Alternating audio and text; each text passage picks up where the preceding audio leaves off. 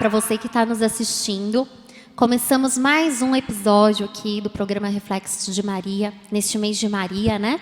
Esse mês que dedicamos a Nossa Senhora. Nós aqui do Reflexos de Maria, a gente está trazendo para você o tema Eu e Minha Família, junto com a Virgem Maria. É isso mesmo. A inspiração para esse tema foi justamente trazer famílias aqui que pudessem contar as suas histórias, contar as suas particularidades, que passaram ou passam no seu dia a dia, né? E trazer para você, né, essa intimidade com Deus, né? Afinal, a Virgem Maria, ela também é família, né? Sagrada Família, que é São José, Virgem Maria e o Menino Jesus. E ela também passou por diversos momentos e processos da sua vida, na sua caminhada com o Menino Jesus, né? Então, ela, como intercessora da família, está aqui junto com a gente, presente. Hoje aqui, eu queria trazer uma passagem, né? Essa passagem, enquanto eu rezava para este momento, Deus me levava a esse salmo, né? Que foi justamente uma partilha, né, da mãe dessa família aqui, que trouxe, e eu acho que tem tudo a ver com a família deles, né? E eu queria partilhar já, iniciando esse vídeo, antes de vocês saberem quem é essa família que está aqui. Então, prestem muita atenção. Talvez é um salmo que você conheça, né, que é o Salmo 120. Então, vamos juntos. Para os montes, levanto os olhos. De onde me virá o socorro? O meu socorro virá do Senhor, Criador do céu e da terra. Ele não permitirá que teus pés resvalecem. Não dormirá aquele que te guarda. Não, não há de dormir, nem de adormecer. O guarda de Israel. O Senhor é teu guarda. O Senhor é teu abrigo, sempre ao teu lado. De dia o sol não te fará mal, nem a lua durante a noite. O Senhor te resguardará de todo o mal. Ele velará sobre a tua alma. O Senhor guardará os teus passos, agora e para todo sempre. Amém. Que você possa já levar essa palavra ao seu coração, porque enquanto eu rezava e Deus me levava a esse momento da partilha que a mãe aqui da família fez, Deus me mostrava que tinha tudo a ver com a história deles, né? De acreditar de quem é o guarda deles, quem está com eles, aquele que não dorme. E eu já estendo para você e para sua família também, né? Às vezes você pode estar passando por um momento de sofrimento, né? Por um luto, talvez. Hoje a gente vê muito isso nas redes sociais por conta dessa pandemia, né? A gente pode estar passando por um momento de desemprego, né? No desespero de dar comida para o seu filho ou para os seus filhos, né? Ou um momento de decepção, de desesperança. Mas eu quero que a gente já comece com essa palavra de que aquele que te guarda, ele não dorme. Ele segue os seus passos. Ele não permite que nenhum mal aflige a sua vida. E eu gostaria muito que você prestasse atenção hoje na família que a gente trouxe aqui, né? Que é a família Caldeira, é isso mesmo? Sejam bem-vindos. Verônica, né? Que faz parte aqui das mães que oram pelos filhos. Que está aí com vocês também durante a semana rezando o ofício da Imaculada. Seja bem-vinda, Verônica. Muito obrigada, Vivi. Eu confesso que eu já me emocionei aqui. Eu chorei porque esse salmo, ele me recorda um momento bem especial, né? Que durante o programa eu vou descrever para as pessoas que estão em casa. É um salmo que mexe muito comigo. Então, não tem como eu ouvir esse salmo, seja em qualquer lugar do mundo, ou na TV, ou em qualquer lugar. Se eu estiver dentro do ônibus e pegar esse salmo, vem toda a minha história à tona. Então, esse salmo faz parte da minha vida. Com certeza disso, que eu lembrei na hora de vocês. Seja bem-vinda, Yasmin. Obrigada. A Yasmin faz parte do Colo de Deus como missionária. E seja bem-vindo, Vitor. Obrigado. O Vitor também faz parte do Colo de Deus como vocacional, né? Isso. Bom, vamos começar então com essa história bonita deles, esse testemunho que, olha, gente, tem que rezar para esse povo vir aqui desse testemunho, porque já é a terceira vez que eu tento. Em nome de Jesus, presta atenção. Senta aí no sofá, onde você estiver, e presta atenção, pelo amor de Deus. Bom, Verônica, eu queria que você começasse contando um pouquinho da sua história, né, da sua infância pra gente. Para que as pessoas entendam, né, tudo que a gente vai falar aqui. Então tem que ser bem lá no fundo do baú mesmo. desde a gestação da minha mãe. Eu sou filha de uma mulher que ela morava num prostíbulo, né, numa casa de prostituição, lá em Pernambuco. E ela tinha 3 filhos. E ela recebeu uma proposta, segundo a pessoa que me levou, que ela doou, que me contava essa história, né? Porque, na real, eu não sei, não conheço, então não sei se isso é real. Mas é o que todas as pessoas que a conhecia falavam. Então, tinha meu irmãozinho de 7 anos, o outro de 3, e eu tinha 2 meses de idade. E dizem, né, que ela recebeu uma proposta de uma pessoa para tirar ela daquela vida. Hoje eu entendo isso como um desejo de ter uma casa, de ter uma família, mas antes eu não entendia. Então foi muito difícil eu chegar a esse entendimento. E aí ela fez a doação, doou os 3 filhos. Para cada família, ela doou uma criança. E eu, como a predileta de Deus, fui doada para a família mais abençoada. Então, com 9 meses, quando eu tinha 9 meses, a minha mãe adotiva faleceu. E aí eu fiquei somente com o meu pai adotivo. E eu tenho algumas lembranças dele, mas muito vaga. Ele bebia muito, né? E quando eu tinha 4 aninhos, ele casou de novo. Arrumou uma esposa e casou. E me deu para outra família. E disse que a esposa dele não me aceitava, né, como filha. E aí você vê uma sequência de rejeição, né? Eu tenho certeza, 99,9%, que eu não fui uma gestação. Esses dias eu falei para minha filha do nada, assim, eu falei, filha, será que... Sei lá, como foi que eu falei, menina? Será que eu sou fruto do acaso, né? Porque vem sempre isso ao meu coração, né? Que eu não fui uma gravidez desejada, enfim. E aí... eu fiquei na casa de outra família e ficava na casa de um, na casa de outro, na casa de um, na casa de outro. E aí entra este salmo. Quando eu tinha 8 anos, eu tive uma doença que lá em Pernambuco chama bexiga, que aqui é catapora. E foi uma das enfermidades que eu passei que marca muito minha vida. Por quê? A catapora, ela forma bolhas. E aquelas bolhas, elas estouram. Quando elas estouram, elas coçam muito, mas muito mesmo. E eu lembro que, nesse momento que as bolhas iam estourando, eu não tinha quem me desse banho, né? Eu não tinha como eu tomar banho, porque eu estava toda em chagas, as partes íntimas, o meu cabelo era bem ruim, porque isso aqui é progressiva. Então, ficava grudada assim nas feridas da minha cabeça, né? E eu não tinha ninguém para cuidar de mim, né? A família que me acolheu quando meu pai... fica aí.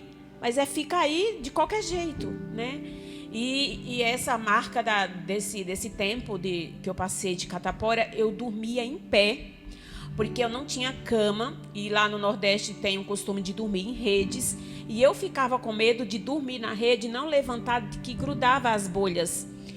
E foi algo que marcou minha vida. Eu tenho marcas no meu rosto, tenho marca nas minhas costas, de tudo da catapora, virou feridas mesmo.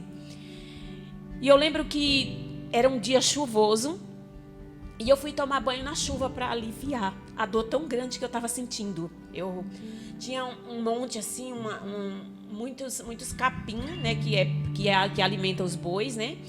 E aí eu fiquei por trás do cercado. O Murilo, o meu filho de 8 anos, ele viu que ele foi lá comigo, eu mostrei para ele, né? Em 2014 ele foi comigo. Tinha um cercado que tinha os bois e tinha um monte, uma ladeira assim, cheio de capim. E naquela chuva eu fiquei em pé ali para que lavasse as minhas feridas, o meu corpo. Mesmo eu não estando despida, porque eu era uma criança, mas batia e aliviava, porque queimava. E eu olhava para o monte e naquele momento eu dizia, Jesus, me tira desse lugar. Olha só, uma criança de 8 anos. E isso marcou a minha vida. Eu olhava para o monte e eu dizia, Jesus, me socorre, porque eu já não aguento mais sofrer. E me tira daqui. Eu lembro que eu falava isso muito forte. Me tira desse lugar, me tira desse lugar. Ainda permaneci lá, né, por alguns... Eu sempre fui muito próxima de pessoas idosas. Então eu ia para a casa das pessoas, as pessoas um passavam um mato, o outro passava um chá, não sei de quê, passava em mim, né? E aí sarei. Nessa situação, nesta família, nesta casa, eu fiquei até 11 anos. Com 11 anos, eu tinha um desejo muito, eu sempre fui muito de não estacionar, querer sempre mais. Eu tinha terminado a 4ª série na zona rural, mas eu não queria parar ali, eu queria estudar. E lá só tinha de 1ª a 4ª série, que era grupo escolar. E eu ficava, meu Deus, eu quero ir embora, que eu quero estudar, eu ficava sonhando com ser médica, eu ficava sonhando com ser enfermeira, sonhando com ser um monte de coisa. E política, eu lembro quando eu era pequena, eu queria ser política, porque eu via Votava em você, Verônica. E aí, eu decidi, né, sair, eu falei houve uma situação de incômodo na casa comigo e com o filho da mulher, o filho mais velho. E aí ela me pegou e falou assim, olha, eu vou levar você para casa do seu pai, que era o meu pai adotivo, que morava com outra mulher.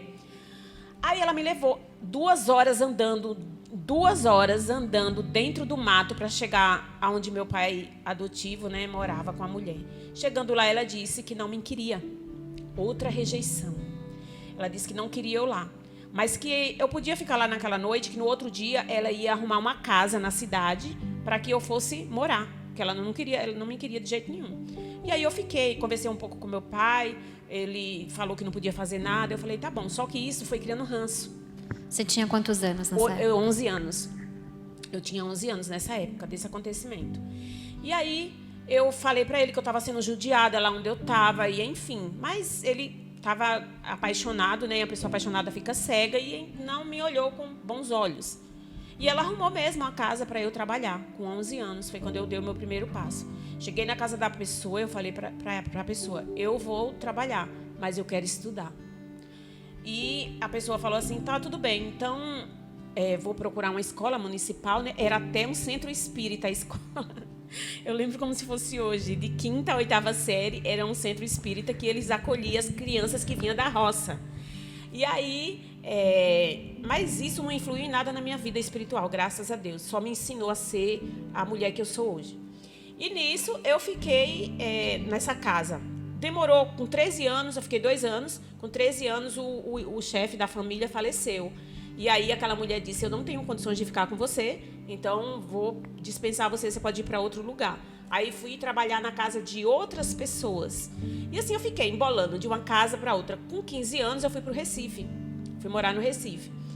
E aí lá no Recife, né, eu conheci gente nova, fui estudar em escola universitária e fui ter outras amizades. E aí fui para o mundo, e aí fui participar de coisas, de bailes, de festas. Comecei a afogar tudo que eu tinha dentro de mim nas baladas, nas amizades. Eu tinha vergonha de falar que eu não tinha família, né? Porque lá no Recife eu trabalhava na casa de uma família, mas as pessoas do condomínio achavam que eu era parente da menina tão humilde que ela era. Era uma bênção. E aí eu tinha vergonha de falar que eu não tinha família, porque chegava final de ano, eu só ficava lá. E aí, nessa situação toda, eu falava para ela assim, olha, eu vou estudar e quando eu terminar meus estudos, eu vou para São Paulo. Vou embora para casa do meu irmão, porque esse meu irmão do meio, o mais velho ficou lá e o do meio se criou aqui em São Paulo. A família trouxe ele para São Paulo. E eu sabia que eu tinha um irmão aqui. E eu mandava cartas, do meu jeito, na minha simplicidade, mandava cartas para ele assim, ao menos uma vez por ano. E aí foi quando eu completei os 18 anos. E aí perguntei se a família me acolhia, né, na casa deles. Aí eles falaram que me acolhia, morava no Parque América e foram me buscar. E dentro de mim toda feridenta, né, toda machucada, toda ferida. E comecei a trabalhar muito rápido. Eu cheguei aqui, numa semana, na outra eu já entrei numa empresa, num grupo aí muito grande, numa empresa grande, comecei a trabalhar. Depois de um ano que eu estava nessa empresa, eu conheci o pai dos meus filhos, começamos a namorar e fui dando passos, fui dando passos. Só que dentro de mim eu estava ferida, eu precisava ser tratada, mas eu não entendia isso, né? Porque tudo que acontecia de mal comigo, eu culpava a minha mãe biológica.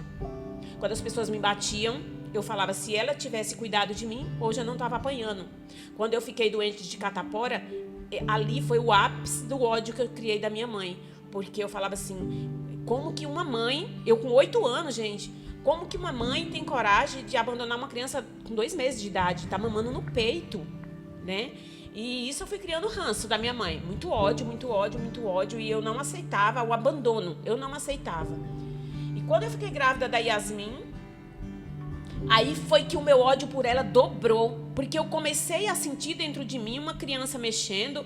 Eu falava, meu Deus, eu já sinto um amor tão grande pelo meu filho que está aqui, eu não sabia que era, né? Quando foi com 15 dias eu descobri que eu estava grávida dela, foi uma loucura. Cheguei para minha sogra, não, minha filha, eu falei, eu não era casada com o pai deles, e eu falei para minha sogra, ela me acolheu, Viviane, lindamente. Minha sogra é uma bênção, hoje ela está na eternidade. Mas ela me acolheu, eu falei para ela que eu ia morar sozinha. Ela, não, minha filha, tem uma casinha lá embaixo, a gente vai arrumar e você vai vir morar aqui. Me acolheu com todo amor do mundo, né? O pai dela ficou um pouco assustado, porque nós éramos muito jovens, mas ele nunca disse nada que fosse contrário à minha gestação. E nós começamos a caminhar. E aí, o ódio da minha mãe. E eu, com o ódio da minha mãe, mesmo assim, com todas as limitações, eu rezava terço. Eu vinha para as missas, eu não faltava às missas de domingo, sabe? Era assim, eu sabia que tinha um Deus que me trouxe de lá do Nordeste e esse Deus estava cuidando de mim aqui. Aquele Deus que eu pedi olhando para os montes, o Salmo 120, e ele está cuidando de mim aqui. É tão tal que passou, não sei se a Yasmin e o Vitor lembra, lá na minha casa no Grajaú, quando eu morava lá, tinha uma Bíblia aberta, assim, ficava na parede uma Bíbliazinha aberta, pequenininha, era o Salmo da minha vida, e eles nem sabem disso, que eu nunca falei. Então, esse salmo realmente ele faz jus na minha vida, ele faz parte da minha história. E aí, quando eu ganhei Yasmin, né, que eu via o rosto da minha filha, meu Deus, como que... E quando ela fez 2 meses, foi que eu entrei em pânico mesmo, assim, de ódio da minha mãe. Falava, meu Deus, minha filha é indefesa, pequenininha, como que eu vou poder dar minha filha para qualquer pessoa fazer o que quiser? E isso foi gerando dentro de mim um ódio maior. Cada vez o ódio aumentava pela minha mãe biológica. Não tinha como cessar. Tudo que acontecia de errado, eu culpava ela, né? Aí, quando a Yasmin, eu tinha 1 aninho, eu engravidei do Vitor. Aí foi outro desespero, né? Porque uma pequenininha e aí grávida do outro. Aí eu falei, ai, Jesus, e agora como é que eu vou fazer? E aí foi aquela luta. O pai dele sempre foi muito aceitável, sabe? Ele falava assim, a minha princesa, vai ser um menino, ele determinou no meu ventre, vai ser um homem, porque eu quero um casal, porque é um casal. E eu falava, e se não for, é um casal e pronto. Né? E foi uma gestação de início de eu aceitar bem difícil, até mesmo porque eu estava vivendo uma realidade financeira muito precária, né? E isso também trouxe feridas, que eu já pedi perdão pro meu filho, né? Que na época eu pensei em fazer aborto, né? Mas isso a gente já conversou, eu já pedi perdão pro meu filho, né, filho? A gente se perdoa, a gente se ama, né? E isso serve para testemunho também, né? Porque com certeza. Jesus, ele não nos condena desde que a gente se redima do nosso pecado, né? Eu reconheci o meu pecado e hoje o meu filho serve de evangelizador aí. Então, meu filho já foi sonhado. Nesse momento que você pensou em abortar, Vitor, o que te fez não fazer isso? O pai deles. O pai. Foi. O pai deles, ele saía para trabalhar à noite e deixava um talão de cheque sempre com uma folha assinada. E aí eu tinha uma fonte, né? A minha cunhada tinha uma popularidade assim, conhecia muita gente. E aí me levou nessa fonte para comprar o remédio, né? Que não vem ao caso falar aqui para não dar ibope. Então me levou e eu levei a folha de cheque. Só que quando eu cheguei da farmácia da pessoa, eu falei pro pai dele, eu liguei. O pai dele trabalhava no Hospital Grajaú à noite. Eu liguei para ele, eu falei, olha, eu fui em tal lugar com a sua irmã e eu pedi um remédio para eu tomar. Ele, vá agora lá, mas não dava mais tempo porque a farmácia estava fechada, que já era de noite. Eu não mandei, eu deixei essa folha de cheque assinada por uma emergência, como que você faz isso? Aí pronto, eu não dormi, né? Já fiquei até com medo. Aí começou a dar medo de eu abortar naturalmente, porque eu falei, meu Deus, agora não posso mais. Meu marido... Aí quando o dia amanheceu, né, que o dia clareou, eu fui lá e falei pro rapaz, olha, eu vim buscar minha folha de cheque, porque o meu esposo não concordou, e meu esposo era meio conhecido lá no Grajaú, assim, como meio calado, mas ele era cabeça quente, né? Aí o cara de imediato já me deu a folha de cheque, eu já rasguei, e aí eu fui pro confessionário, me confessei, né? Deus já me perdoou, isso aí é passado também. E aí meu filho nasceu, a coisa mais linda, nasceu com 4 quilos quase, 51 centímetros. Meu Deus do céu, que bebê grande, normal, Jesus. Gente, esse menino... Parto normal? Meu Viviane. Deus do céu, aí gente, tá vendo? Gente, e eu tenho 1,50 m, e o meu filho hoje tem 1,80 m. Olha só. Ah, é promessa ou não é? Promessa. Opa! Então, aí, nesse também, no parto do meu filho, foi um momento que eu tive uma experiência com Nossa Senhora, muito bonita. Eu lembro que eu ganhei ele na maternidade Interlagos, na época eu estava sem convênio, e me colocaram numa maca, num quartinho pequenininho, que os meus pés se posicionavam numa parede para poder eu pôr força para ele nascer, porque ele era muito grande e não tinha como ele não pôr força, tinha que pôr força de todo jeito. E eu grudei de um lado da maca, de um lado do outro com as mãos e posicionei meus 2 pés na parede. E ali eu suei muito, colocando muita força. Ali ficou as marcas dos meus pés na parede. Eu lembro claramente que eu estava sem câmera, né? Até mesmo porque não dava por causa da dor, mas podia ter sido fotografado. E nesse momento, eu lembrava da Yasmin, que estava em casa, muito pequenininha, e eu tinha o medo de morrer. Veio o medo da morte. E aí eu falei, eu não vou conseguir ter esse filho, eu vou morrer. Porque as enfermeiras me largaram lá. E aí eu gritei, mãe. Eu lembrei que eu não tinha mãe naquele momento. Eu falei, na mesma hora eu falei, eu não tenho mãe. Mas eu tenho Nossa Senhora. E naquele momento meu filho nasceu. Na hora que eu falei, eu tenho a Virgem Maria, me ajuda, Nossa Senhora, me ajuda eu ter meu filho. Aí eu só sei que a enfermeira disse, corre que o menino está nascendo. Aí veio outra enfermeira e inclusive ficou forçando aqui minha barriga, e outra puxou e ele nasceu. Ela falou, mãe do céu, seu filho é enorme, enorme. Então a Nossa Senhora se fez. Eu digo que eu fui educada por Maria, por mais...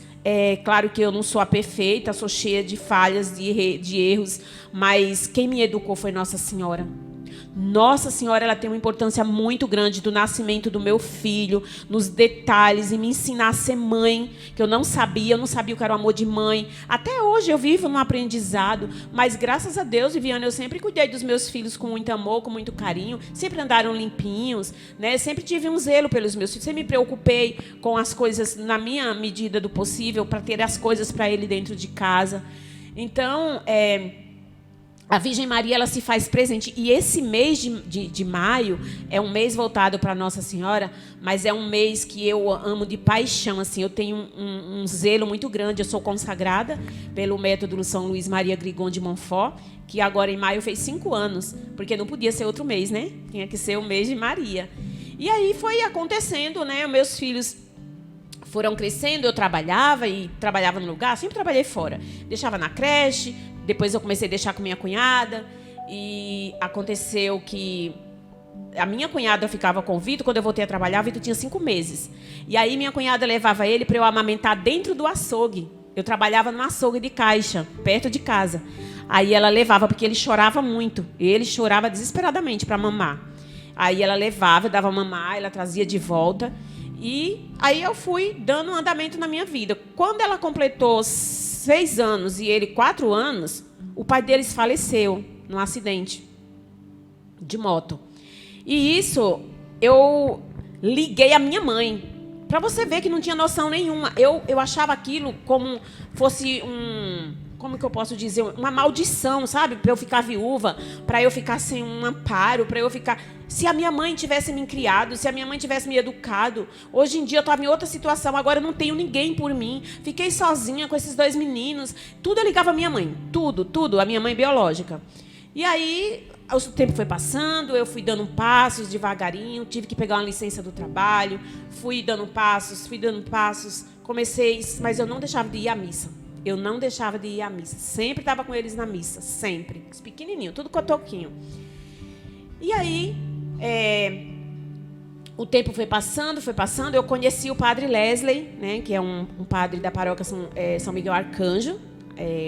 Nessa época aí que eu fiquei viúva, eu conheci ele. Conheci outro sacerdote também, que me ajudou muito nessa questão da espiritualidade, de começar a mudar a minha sentença de vida, porque eu era carregada de ódio dentro de mim. E não só isso, né? Muitas vezes a gente próprio se amaldiçoa, né? Com aquilo que a gente fala na nossa vida, né? Várias vezes você falou, né? É culpa da minha mãe, porque eu não tive mãe, é porque eu perdi, é porque é rejeição. E tudo isso vai se somatizando, mas sai da sua própria boca, né? Sim. E algo que eu fiquei durante 6 meses sendo acompanhada por esse sacerdote.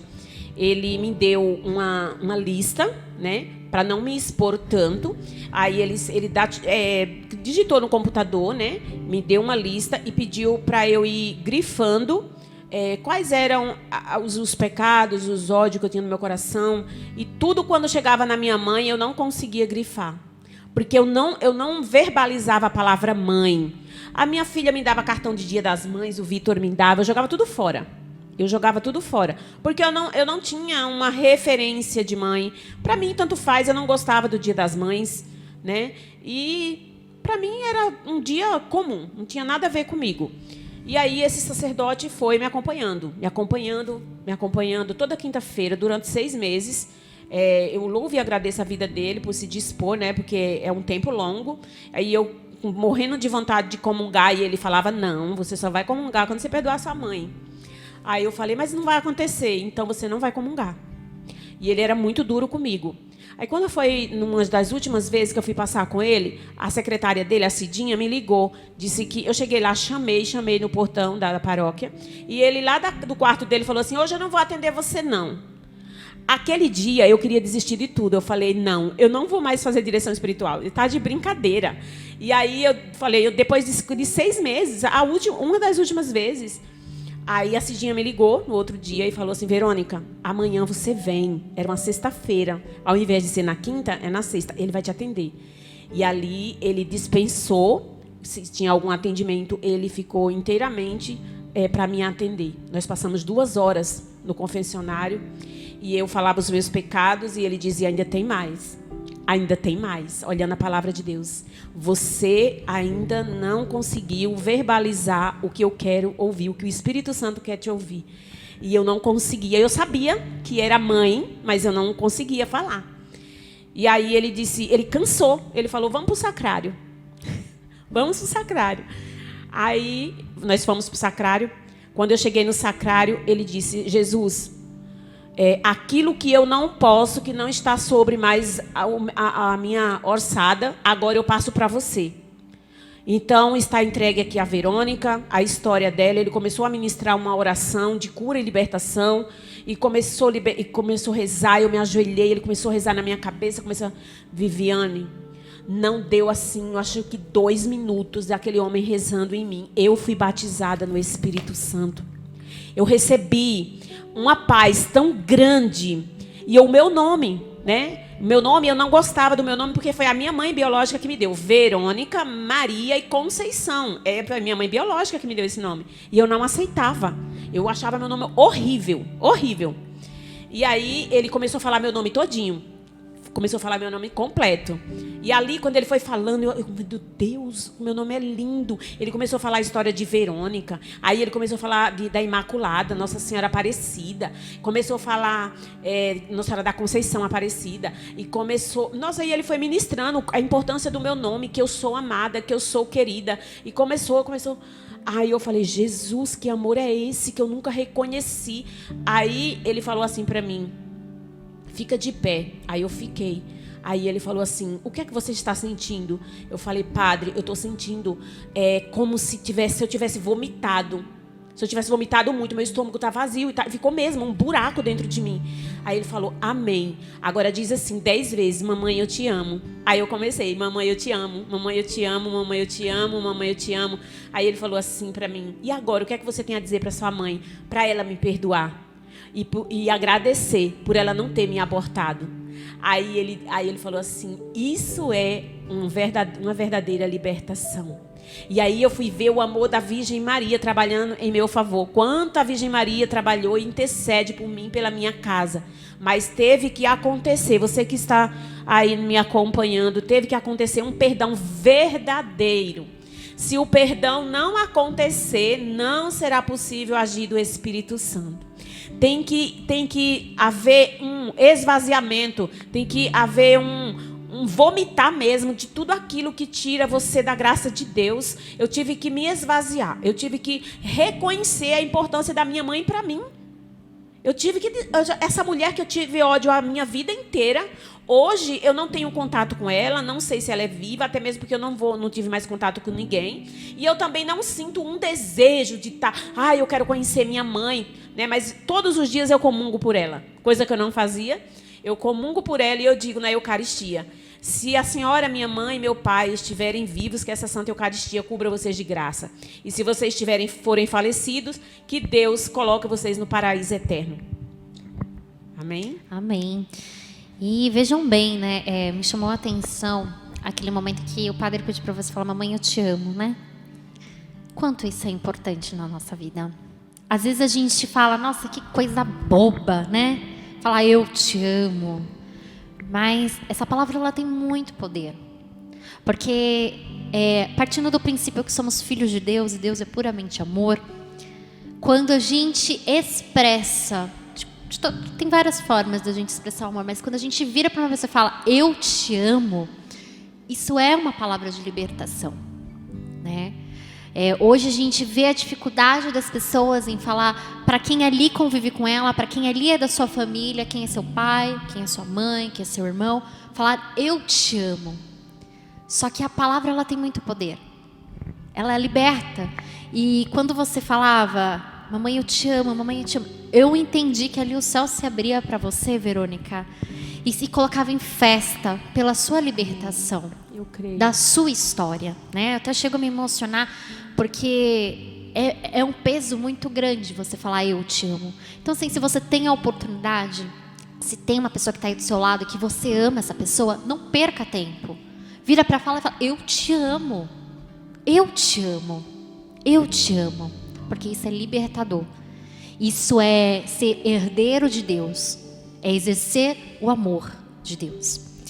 E partindo agora para a segunda parte aqui do testemunho da família Caldeira, agora a gente parte para Verônica, né? Verônica não, Yasmin, gente. Tô olhando para Verônica, tô olhando para Yasmin falando Verônica. Ó como a pessoa tá doida já. Não, a gente parte para Yasmin, né? Eu quis trazer a mãe e os filhos, porque muitas vezes a gente pensa assim, só eu, da minha família, tenho um testemunho para falar. Só eu passo por uma dificuldade, alcanço e tá tudo certo. E não. Os nossos pais passam por suas histórias, têm os seus testemunhos. Os filhos, a mesma coisa. Cada um tem um processo. Cada um tem uma história com Deus. Então é muito importante a gente entender, e eu quero que hoje que vocês entendam, pegando aqui as 3 partes do testemunho dessa família, como eles vão se encaixando, né? Enquanto a Verônica falava da história dela, eu imagino o Vitor e a Yasmin, né? Eles escutando isso, né? A minha mãe também é do Nordeste, né? Eu acho que deve ter alguém aí do Nordeste. E eu sei que é muito difícil a vida do interior nordestino. Não é fácil. E às vezes a minha mãe é bem arretada, sabe, Verônica? Não sei se a Verônica é arretada, minha gente. E às vezes eu ficava, meu Deus, por que a minha mãe é tão desse jeito? E aí quando eu conheci a história da minha mãe, eu vi que é traços da história dura que ela passou lá atrás, né? Então, às vezes você que é filho, não entende o seu pai, mas entenda primeiro a história do seu pai e da sua mãe lá atrás. Porque muitas vezes a gente carrega uma história, a gente leva e aí a gente se molda. E é claro que tem coisas que vão melhorar e melhoram, como a Verônica aqui já testemunhou, mas tem coisas que às vezes se tornam a nossa personalidade mesmo. Então, antes da gente julgar os nossos pais, a gente precisa entender a história dos nossos pais, né? E aí, por isso que a gente parte também agora para os filhos aqui, né? Eu vou começar com a Yasmin, gostaria que você contasse um pouquinho da segunda parte aí do testemunho da família. Vou parar lá onde minha mãe falou, né? Nasci, e aí quando eu nasci, primeira filha muito mimada, né?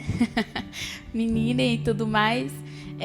Eu me vejo uma pessoa muito abençoada, né, assim, na minha infância, nesse sentido, assim, porque eu fui muito realmente mimada pela minha família, né, pela minha avó. Tenho sempre lembranças dela me dando, passando uma moça que vendia iogurte, né, até minha memória afetiva. Às vezes, quando eu tomo, a primeira coisa que eu lembro é dela, que ela sempre comprava maçã do amor também. Então, eu sempre comecei a perceber, eu sempre percebi a presença da Virgem Maria através dessas mulheres ainda da minha vida. Tanto da minha mãe quanto da minha avó, né? E aí, meu pai faleceu, onde foi uma perda muito difícil pra mim, porque eu era menina dos olhos do meu pai, né? A gente era muito grudado. Eu não tenho lembrança, tipo assim, eu tenho lembranças ruins do meu pai em relação dele como esposo. Mas como pai, eu não tenho o que falar. Eu não tenho memória dele, tipo, aumentando, gritando comigo, assim, sabe? De pavor, ou dele me batendo. Eu não tenho esse tipo de memória dele. Eu tenho memória do meu pai brincando comigo, me protegendo muitas vezes da minha mãe, porque eu era uma criança muito piolenta. Então, às vezes, minha mãe me botava assim debaixo das pernas, catava meu piolho e eu gritava. E aí meu pai disse, para de fazer isso com a menina, Verônica, vai matar a menina. Então, eu sempre tenho lembrança de eu correndo para os braços do meu pai, né? Fala que a menina é sempre mais apegada ao pai, né? Pelo menos nem na nossa relação, assim, sempre foi mesmo. E então, quando o meu pai faleceu, eu te senti muito, assim, ó. E quando ele partiu, eu sempre tinha a memória de que a qualquer momento ele ia voltar. Porque eu tinha uma forma de amenizar a minha dor, porque também como eu era muito pequena, eu não entendi o sentido da morte, né? Você perdeu seu pai, você tinha quantos anos? Tinha 6, né? 6 anos de idade. Algumas pessoas até me perguntam, nossa, você lembra do seu pai? Nossa, eu lembro muito, assim, ó, muito mesmo. E aí, quando ele faleceu, eu lembro que eu tava andando de bicicleta na rua, né, nesse dia. Tava eu, o Vitor e mais uma vizinha nossa. E aí a gente tava andando de bicicleta, eu tinha acabado de aprender a andar de bicicleta sem rodinha. E aí, eu não tenho uma memória da gente sempre se despedindo do meu pai quando ele ia trabalhar, mas eu lembro desse dia, não sei se é porque ficou marcado mesmo, né? Aí eu lembro que a minha mãe saiu e falou assim, Yasmin, seu pai tá indo trabalhar, vem dar um beijo nele. E aí eu lembro que foi eu e o Vitor, e eu lembro do último beijo que meu pai me deu. Ele me deu um beijo na bochecha, me deu um beijo no Vitor também e na minha mãe. E eu lembro que na época passava uma novela chamada Chiquititas. E aí eu sempre falava que eu queria uma boneca delas, né? Aí nesse dia eu senti um negócio em mim, que não era pra ele ir trabalhar. E eu lembro de eu segurando a mão dele e falando assim, pai, não vai trabalhar hoje não? Aí, desculpa até se eu me emocionar. E aí ele pegou e falou assim, o papai tem que ir trabalhar, filha, porque o papai precisa comprar boneca pra você, né? Falei, então tá bom. Aí ele foi trabalhar, a gente entrou. E eu lembro que durante a noite eu tive um pesadelo com ele, né? E eu acordei gritando meu pai, minha mãe me acordou. E ela tentava me acalmar, falando, filha, seu pai tá bem, ele tá trabalhando e tudo mais. E aí eu lembro que o telefone tocou. A minha tia, o meu tio também desceram pra falar com a minha mãe e falaram, olha, o Joel faleceu. Eu não entendia a palavra falecimento, né? Mas eu entendia que eu não ia ver o meu pai. E aí eu lembro que eu tava atrás de uma mureta assim, e eu ficava tipo em pânico, porque eu falava, meu Deus, eu não vou ver mais o meu pai, né? Eu não vou ter mais o meu pai presente. Eu lembro que teve, no dia do velório do meu pai, foi a minha formatura, e não tinha ninguém da minha família na minha formatura, porque tava todo mundo no velório. Era um dia onde eu também me sentia sozinha. Aí eu lembro que quando a gente voltou também, minha mãe, ela chorava muito. E tinha uma louça. Eu tenho isso muito claro na minha memória. E aí eu peguei um banquinho, botei debaixo, assim, do lado da pia, e comecei a lavar a louça, enquanto minha mãe tava no quarto chorando com o Vitor, né? E aí eu lembro que chegou alguém, uma mulher, não sei se ela era nossa vizinha ou não, ela falava, nossa, você tá lavando a louça, tão novinha, né, isso, aquilo. Aí minha mãe falou, agora ela vai ter que me ajudar e tudo mais.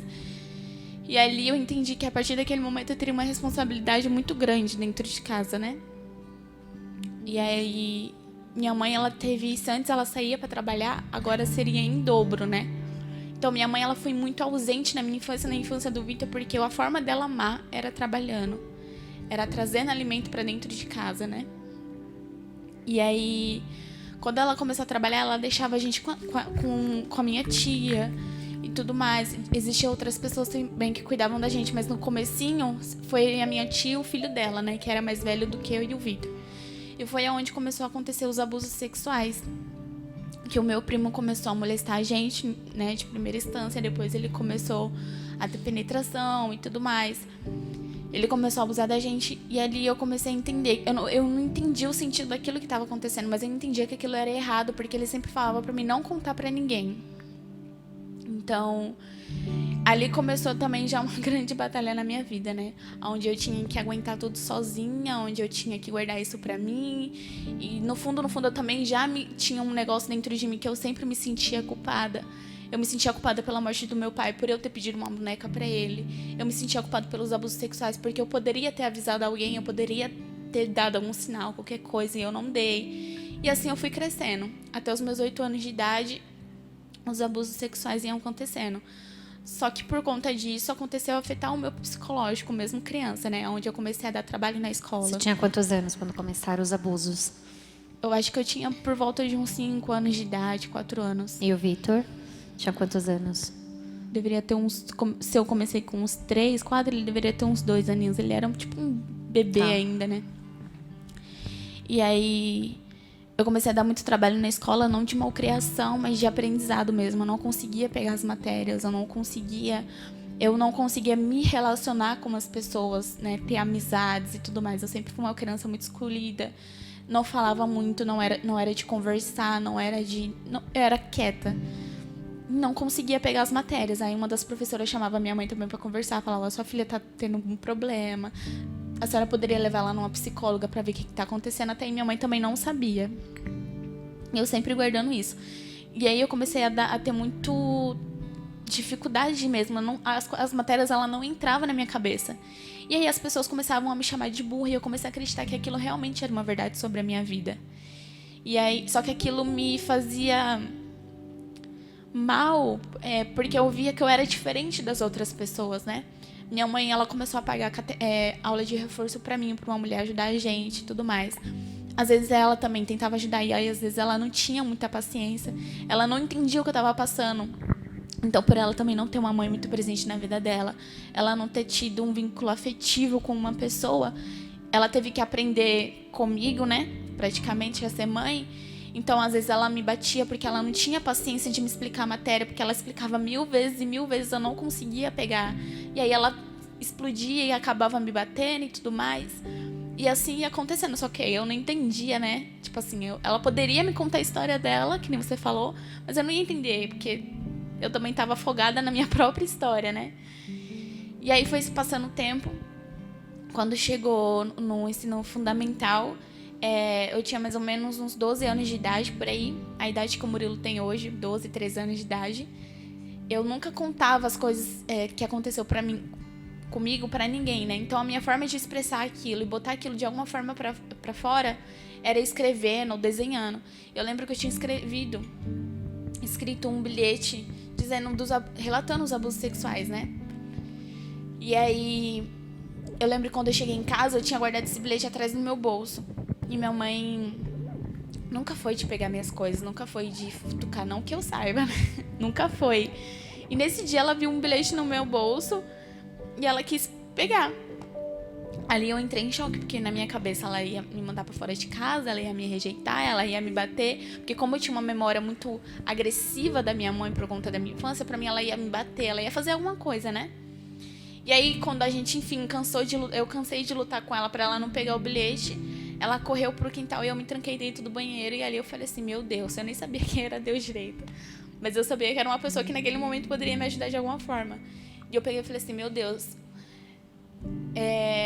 e agora? Tipo assim, era uma coisa que passava na minha cabeça, né? O meu medo era da minha mãe fazer alguma coisa comigo. E aí eu lembro que ela bateu na porta e ela falou assim, filha, pode abrir, a mãe não vai fazer nada com você. Ela meio que me tranquilizou pra que eu pudesse abrir a porta, né? Quando ela abriu, a gente sentou no sofá e eu comecei a explicar tudo pra ela, tudo que aconteceu e tudo mais. Ela questionou porque eu nunca tinha contado, eu falava pra ela que eu tinha medo do que as pessoas iam falar. Eu tinha medo dela, ou eu tinha medo da minha família, eu tinha medo dele, eu tinha medo de tudo, assim, né? Como o Vitor também sofria isso, ela foi confirmar a história com o Vitor confirmou, falou assim, mãe, eu também sofri, aconteceu tudo isso e tudo mais. E ali começou uma grande batalha, porque assim, quando minha mãe descobriu que a gente tinha sido abusado, ela se culpou como mãe, né? Eu não cuidei dos meus filhos direito e tudo mais. Então ela entrou numa depressão profunda, onde ela não tomava banho, ela não comia, ela só tinha forças pra, eu acho que, botar uma roupa e ir trabalhar. E aquilo me causou uma muito grande. Eu falei assim, cara, eu podia ter ficado quieta, né? De novo, sei lá, eu tô fazendo alguma coisa de errado, sabe? Então eu me culpava pelo estado que a minha mãe tava. E eu lembro que ela sempre tava na cama e ela sempre falava, filha, perdão, perdão, porque a mãe não percebeu, perdão. E ela só falava isso, ela perdoa a mãe, perdoa a mãe. Eu falei assim, mãe, a senhora não é culpada.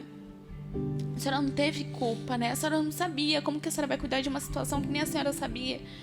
E tudo mais. E a outra senhora precisava sair pra trabalhar e tudo mais. E aí foi quando começou o nosso processo realmente dentro da igreja, né? Que foi quando a gente começou a frequentar as missas de cura do Padre Anderson aqui. E foi quando eu comecei o meu grande processo de cura e libertação, que praticamente todos os intercessores do santuário conhecem a minha família, conhecem a minha história, porque uma das coisas que você falou também, né, da palavra eu te amo, o quanto que essa palavra ela tem poder de cura na nossa vida. Porque eu lembro que em um dos meus processos, né, de cura e libertação, diante do Santíssimo, eles sempre me falavam que eu precisava perdoar, né? Mas na minha cabeça era imperdoável. Eu falei assim, meu Deus, como que, né, eu vou conseguir? E aí começou todo um processo também. Eles falavam, começa a repetir, eu amo e perdoo, perdoo e amo, porque não existe perdão sem amor. É impossível você perdoar uma pessoa se não existir amor. E amor não é sentimento. Às vezes as pessoas pensam que, tipo, nossa, eu preciso amar, estar junto daquela pessoa e tudo mais, e conviver. E não, isso não é amor. Até porque amor não tem nada a ver com sentimentalismo, né? Amor tem a ver com sacrifícios, com dor. Já vai dizer Jesus na cruz, né? Então eu comecei a repetir isso, né? Eu amo e perdoo, perdoo e amo, eu amo e perdoo, perdoo e amo. Até que isso causou isso em mim, porque eu não precisava só perdoar as coisas que aconteceu na infância, né? As pessoas que me machucaram na minha infância, quanto a minha mãe, quanto o meu primo, quanto a morte do meu pai, porque eu também culpava Deus pela morte do meu pai, porque eu sempre falava, Deus, todo mundo fala que Deus é tão bom. Se Deus é tão bom, por que ele permitiu que meu pai morresse, falecesse? Por que ele permitiu que eu passasse por essa situação? Porque ele, sabe, permitiu tudo isso na minha vida. Então, minha mãe sempre culpava a mãe dela, eu sempre culpava Deus. Então, eu sempre questionava essa tal bondade de Deus, essa tal misericórdia de Deus, né? Então, existe uma série de pessoas dentro da minha história que eu precisava perdoar. Mas a mais essencial era eu mesma. Porque eu me coloquei dentro de uma prisão e eu não me permitia sair dela. Porque eu achava que eu era digna de estar naquele lugar. Porque eu era uma pessoa ruim. Porque eu poderia ter evitado a morte do meu pai, eu poderia ter evitado os meus abusos sexuais, eu poderia ter me dedicado mais à escola, eu poderia ter feito muitas coisas pra minha história não ter sido assim. Só que eu era uma criança. Dentro das minhas terapias, porque eu precisei passar por terapia psicológica, né? A minha psicóloga, ela me ajudou a entender isso. De que, Yasmin, você era uma criança. Você raciocinou como uma criança, você agiu como uma criança. Você não pode se culpar dessa forma. A gente não controla a morte, a gente não controla a vida, né? E hoje eu entendo, assim, ó, eu não falo que eu poderia voltar atrás e se Deus chegasse em mim e falasse assim, minha filha, hoje você tem a oportunidade de você nascer de novo e de você não passar por nada do que você passou. Eu, do fundo do meu coração, com toda a verdade no meu coração, eu não aceitaria. Porque hoje eu entendo que eu precisei passar por tudo isso para que as minhas feridas se tornassem cura para muitas pessoas. Hoje eu entendo que hoje as pessoas elas precisam ouvir esse tipo de testemunho, porque abusos sexuais é uma das coisas mais naturais do mundo e isso é muito ruim. As pessoas precisam se alertar em relação a isso. Em relação a pessoas que perderam entes queridos e não conseguem lidar com o luto. Então hoje eu acredito que Deus ele permitiu com que eu passasse por isso, para que hoje eu me tornasse cura para as outras pessoas, né? Assim como ele morreu naquela cruz, para que ele se tornasse cura para toda uma humanidade, para que ele gerasse vida em toda uma humanidade. Então eu comecei por todo um processo aqui dentro do santuário. Eu lembro que teve uma vez numa missa de cura em que eu estava ajoelhada. E aí uma pessoa, ela colocou a mão em mim, começou a orar por mim e falava que me via eu muito pequenininha na cama, encolhida e chorando muito. E aí eu comecei a chorar naquele momento, porque eu sentia que Deus estava me tocando naquele momento, né? E aí, naquele momento eu lembro que eu tava de olhos fechados e eu senti um cheiro de rosas. Só que até aí, como o santuário ele era lotado na missa de cura fora da pandemia, pra mim alguém tinha passado, algum intercessor, qualquer outra pessoa, tava com um perfume, né? E eu continuei minha oração ali e tudo mais. E aí o Padre Anderson pegou e falou assim, foi a primeira vez que eu tive um sobrenatural, assim, né? Que eu senti mesmo a presença de Nossa Senhora. E o Padre Anderson pegou e falou assim, tem uma pessoa aqui que ela sentiu o cheiro de rosas e ela achou que era uma pessoa que pudesse ter passado do lado dela. Mas não é, a Virgem Maria que tá te tocando agora, que tá ao seu lado, tá dizendo que sempre esteve com você em todos os momentos da sua história. E ele falava assim que Nossa Senhora, ela renovava a minha virgindade, de que eu me tornava pura novamente, de que ela estava devolvendo aquilo que de alguma forma o mundo e o pecado roubou de mim, sabe? E o meu sonho era sempre casar virgem. Depois que eu entrei na igreja, eu percebi toda a realidade e tudo mais. E aí eu sempre achava que as pessoas iam me olhar como uma mulher impura, uma mulher suja, por ter sofrido um abuso sexual, enfim. Então, naquele momento, ele ministrava e ele falava sobre a minha vida e de que a Virgem Maria estava devolvendo a pureza para mim, né? que ela estava devolvendo aquilo que o mundo roubou de mim e que ela estava ali me visitando. E ali eu comecei a perceber a presença da Virgem Maria em toda a minha história. No momento em que eu perdi meu pai, em todas as vezes em que eu estava sofrendo abuso sexual, ela estava presente. O coração dela sangrava. Até eu lembro de uma oração que alguém também orou em mim e falava que a Virgem Maria, ela sempre olhava tudo e ela sempre chorava vendo aquela cena. O coração dela sangrava. Então hoje eu tenho a plena certeza, assim, não porque as pessoas me falaram, porque eu acredito muito que o Espírito Santo, ele não é fofoqueiro. Antes dele falar para qualquer pessoa, ele falou antes no meu coração, né? As pessoas só falam para confirmar algo na nossa vida. Eu sempre senti muito forte a presença da Virgem Maria na minha vida. E eu lembro que uma dessas pessoas, ela sempre falava que a Nossa Senhora, ela sempre esteve em todos os períodos da minha vida, ela sempre esteve presente, né? Então, eu sou completamente grata a ela, porque hoje ela me ensina a ser uma mulher virtuosa, ela me ensina a ser uma mulher pura, ela me ensina a amar minha mãe, ela me ensina a amar os meus irmãos dentro de casa, ela me ajuda a ver, Yasmin, tá errando nisso, você precisa melhorar nisso, porque a gente, querendo ou não, por mais que a gente tá dando nosso testemunho aqui, a gente não é uma família perfeita, né? Minha mãe tem as limitações dela, eu tenho as minhas, o Vitor tem as dele. Então a gente sempre briga, porque é a coisa mais normal do mundo. Porque as pessoas olham pra gente e acham que a gente, né, não briga, que é tudo perfeito. E não é. A gente briga, a gente chora junto. E eu acho que esse é um dos momentos mais importantes dentro de uma família. Porque eu lembro que aconteceu um caso recentemente que aconteceu e eu lembro que eu fiquei muito mal, a minha mãe também. E aí a gente tava dentro do quarto e a gente chorou junta, né? Ela pedia até perdão de novo, porque minha mãe, ela se culpa muito. Ela, eu te peço perdão. Eu falei assim, mãe, não é sobre isso. Mas é entender que, tipo assim, cara, eu tenho as minhas limitações, eu não sou perfeita. Porque a minha casa é onde as pessoas mais vão lidar com a minha imperfeição. Mas quanto mais imperfeito eu me revelo pra pessoa, mais a pessoa tem a possibilidade de me amar de verdade, né? Então eu acredito que realmente a minha mãe me ama e meu irmão me ama. Porque eles me conhecem na minha pior pessoa, da minha pior miséria, entendeu? Então eu sou extremamente grata porque a Virgem Maria, junto com o Espírito Santo, junto com Jesus, Deus Pai, eles restituíram a minha família, eles restituíram a minha filiação com a minha mãe, eles restituíram a minha relação com a minha mãe, a minha relação com meu irmão, eles restituíram a minha história, eles ressignificaram tudo aquilo que eu vivi para mim estar aqui hoje.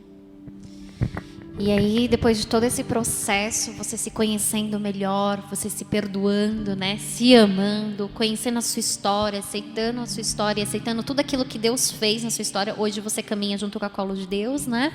Hoje você dedica a sua vida à missão, né? Sim. A serviço do outro, né? E eu queria que você contasse um pouquinho isso, né? Porque às vezes as pessoas acham assim, eu sou a pior pessoa, eu não sou capaz de ajudar ninguém. Né? E não é verdade. A gente, é que nem você falou, você não mudaria nada do que te aconteceu, porque você sabe que foi tão importante para você tudo que te aconteceu para te formar como uma pessoa que você é hoje e disposta hoje a levantar outras pessoas, né?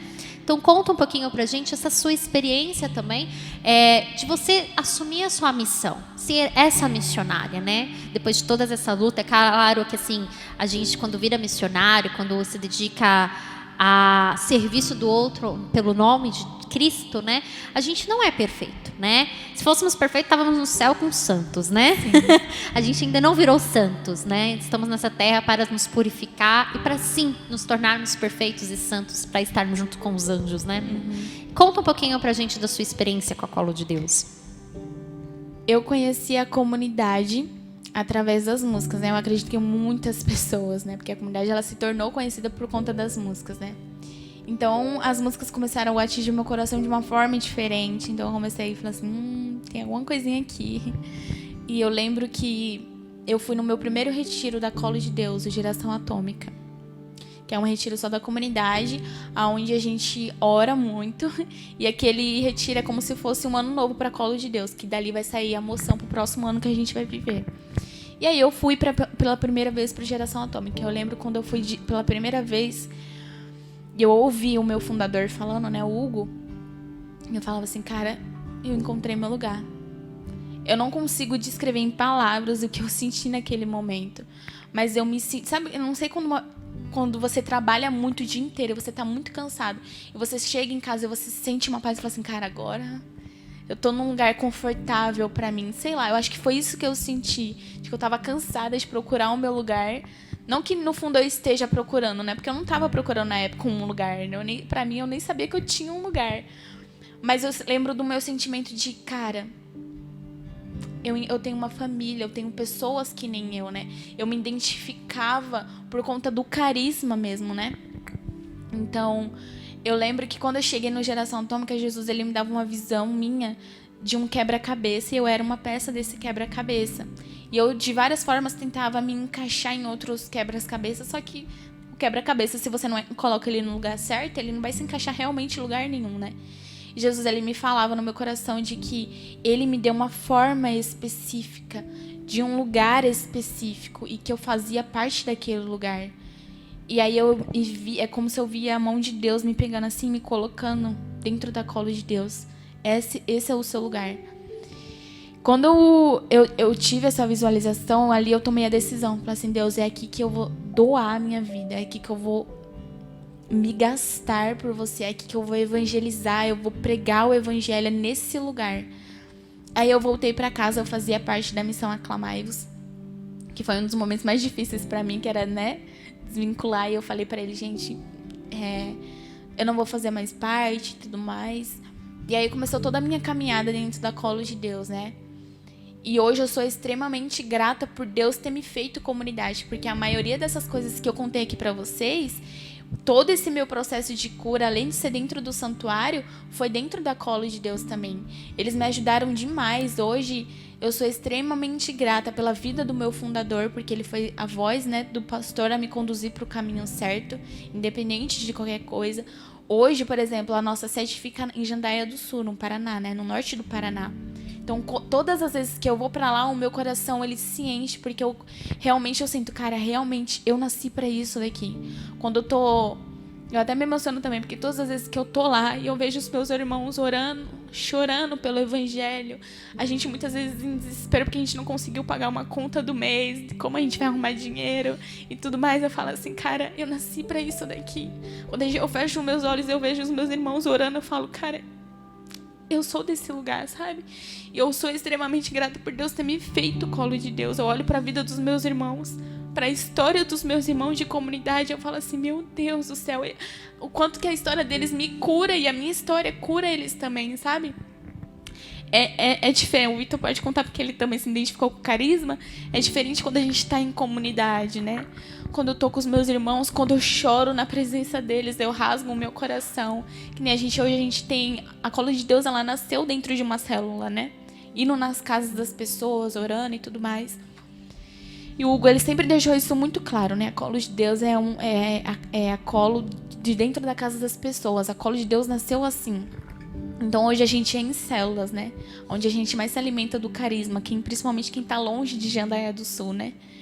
Então, quando a gente chega na célula, muitas vezes muito cansado, muito exausto da vida, e a gente chora, a gente partilha a nossa história, a gente partilha a nossa vida de intimidade com Jesus. Eu olho para uma pessoa que é da comunidade também, e eu imagino uma coisa, mas ela começa a chorar, ela fala, gente, eu sou fraco, sem vocês eu não consigo. A gente é completamente vulnerável, a gente não tenta mostrar ser perfeita ali, sabe?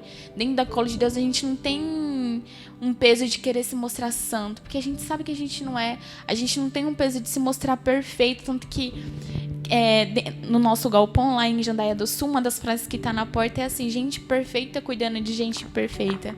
Às vezes a gente até briga entre nós, que a gente fala assim, ninguém cuida de ninguém, como que vocês falam que é gente perfeita cuidando de gente perfeita? Mas as pessoas, assim, na história das pessoas, hoje, se eu falo sempre para todo mundo, se eu cheguei até onde eu cheguei até hoje, é porque os meus irmãos de comunidade, eles me ajudam, eles me sustentam. É muito diferente você caminhar sozinho, você caminhar com pessoas, de você, muitas vezes, pensar em desistir, porque é uma das coisas mais naturais do mundo, você pensar em desistir da caminhada, você passar por momentos difíceis, mas é diferente quando você tem amigos, que nem os santos tiveram, e eles falaram, não, a gente tá com você, tá sangrando, tá doendo, mas a gente vai te ajudar, a gente vai conseguir, a gente vai chegar até o final. Tanto que tem até uma música nossa que fala, para ver os frutos de uma vida rendida, tem que ser até o final. E a gente canta isso do fundo do nosso coração, pra gente ver os frutos de tudo aquilo que a gente tá vivendo dentro da cola de Deus, tem que ser até o final, e a gente quer chegar até o final. A gente brinca que quando a gente morrer, né? Principalmente o Hugo, ele sempre falava isso. De que quando a gente morresse, quando a gente chegasse no céu, Deus ia preparar uma casa só para a cola de Deus, porque a gente é muito doido, a gente reza muito. Então a gente vai chegar lá, a gente vai chegar com o nosso sinal, né, que é esse daqui, que é da cola de Deus, e aí a gente vai se identificar pelo sinal. A gente fala assim, meu Deus, você também é cola de Deus. E a gente vai orar, a gente vai chapar muito. E aí o Hugo, ele sempre fala, mas para isso tem que ser até o final. A gente tem que aguentar até o final. Então hoje eu sou muito grata por dar minha vida dentro da cola de Deus, por pregar o evangelho através do carisma, por ser missionária, por carregar esse título de missionária, graças à cola de Deus, né? E eles me fizeram entender que nunca foi por merecimento, nunca vai ser, eu não sou merecedora de nada disso.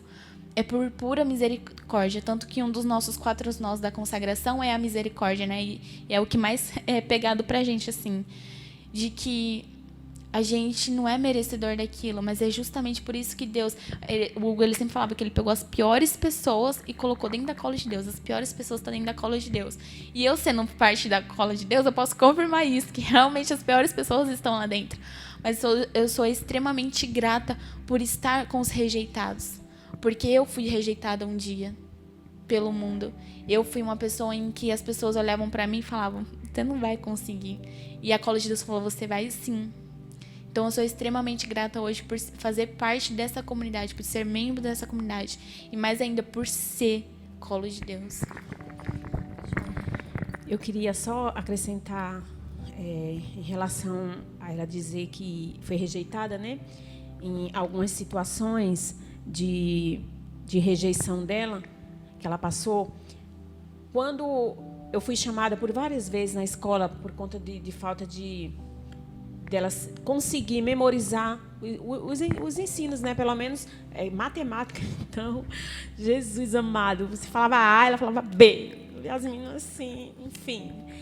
E Yasmin se tornou chacota de muitas pessoas, né? Muitas pessoas tiravam sarro porque ela não sabia pronunciar as palavras corretamente. Tiravam sarro porque ela tinha dificuldade em verbalizar as frases, né? E isso que ela... Por que ela ama... Bateu tão forte no coração dela o carisma colo de Deus. Porque eles aceitaram ela do jeito que ela é. E isso é muito importante para nós, né? A aceitação, a acolhida, né, das pessoas. Esses dias eu cheguei em casa, estava pendurando uma roupa no varal, e ela no quarto rezando. E no início do ano, ela tinha feito um propósito com o Senhor, para que o Senhor direcionasse a vida dela para 2021, né, filha? Eu estava pendurando a roupa e eu não sabia o que ela estava fazendo no quarto, sei que ela estava com a palavra. E aí o Espírito Santo falou ao meu coração, desce, que eu estava em cima da cadeira, por causa que o meu varal é alto, desce e vai falar para sua filha, porque ela tinha ido fazer uma entrevista e estava se preparando para fazer uma entrevista de emprego, que ela não vai trabalhar. E para eu dizer isso para minha filha, uma menina com 23 anos, cheia de sonhos, querendo fazer faculdade, eu não posso pagar uma faculdade para ela. E aí, naquele momento, eu fiquei assim parada, o Espírito Santo, diga a ela que ela não vai trabalhar nesse serviço. Aí eu desci e fui lá. Falei, Yasmin, se você for fazer entrevista, você pode fazer o que você quiser, você não vai trabalhar. Deus não te quer trabalhando, pelo menos no momento. É um tempo que você tem que viver para Ele, para a evangelização. Aí voltei. Continuei pendurando minha roupa e ela lá no quarto. Quando eu voltei, ela estava chorando demais, demais. E aí ela me chamou, né? A gente começou a partilhar, eu comecei a conversar com ela de novo.